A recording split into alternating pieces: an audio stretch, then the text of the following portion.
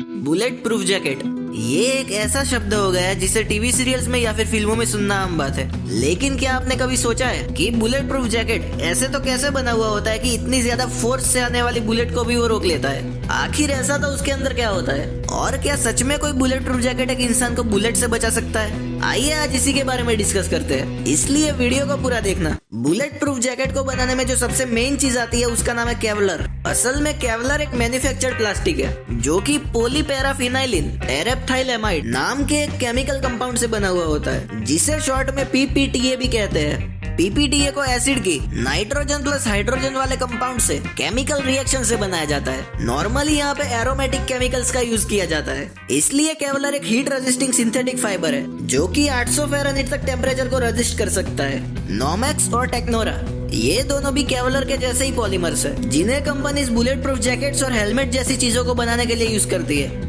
किसी भी bullet proof jacket की सर्विस लाइफ 5 साल की होती है, क्योंकि पॉलीमर्स की स्ट्रेंथ 5 साल बाद काफी कम हो जाती है। अब सवाल ये आता है कि क्या ये स्टील से भी मजबूत होता है? देखिए, अगर हम एक वेट का स्टील का लेयर ले और दूसरी साइड हम उतने ही वेट का केवलर का लेयर ले, तो केवलर के लेयर की स्ट्रेंथ स्टील से 10 गुना ज्यादा होगी। ये वेस्ट इतना ज्यादा मजबूत होता है कि अगर कोई आपके पास खड़ा होकर आपको चाकू मारने की कोशिश करे तो उस वार को भी वो आराम से सह लेगा।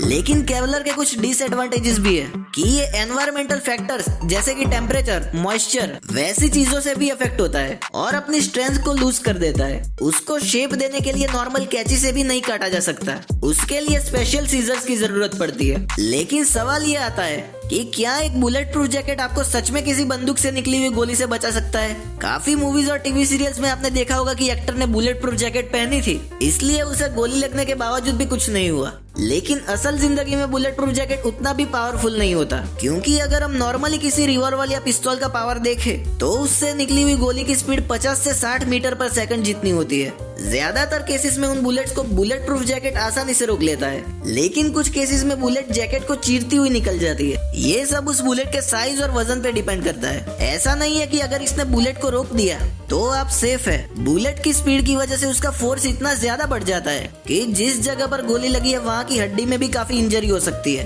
अगर काफी नजदीक से किसी ने फायर किया तो आपकी हड्डी टूट भी सकती है। ये तो बात हो गई पिस्तौल से निकली हुई गोली की, लेकिन कोई बड़ी राइफल या स्नाइपर से निकली हुई गोली का क्या?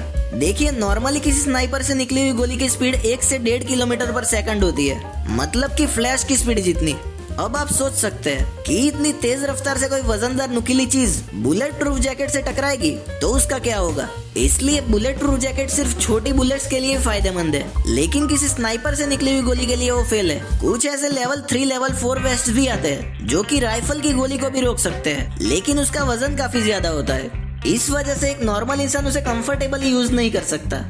बुलेट प्रूफ जैकेट 2 टाइप के होते हैं, soft armour and hard armour. Soft armour वही होता है जो नॉर्मली सब यूज करते हैं, जो नॉर्मल बुलेट से प्रोटेक्शन देता है। लेकिन हार्ड आर्मर्स को नॉर्मली यूज नहीं किया जाता, क्योंकि एक तो उनका वजन बहुत ज्यादा होता है और दूसरा उनकी कॉस्ट भी काफी हाई होती है। इन्हें कुछ स्पेशल मिशंस और फाइट्स के दौरान यूज किया जाता है। ये एक 7.62 mm की गोली को भी कुछ कंडीशंस में रोक सकता है। हो सकता है कि फ्यूचर में ऐसे जैकेट्स प्रोड्यूस हो जो वजन में काफी हल्के हो और ज्यादा से ज्यादा फोर्स को सहन कर सके। खैर, आज के कंडीशन को ध्यान में रख के फ्यूचर में इंडिया की हालत क्या होगी उसके बारे में जानना है तो लेफ्ट वाली वीडियो पे क्लिक करो।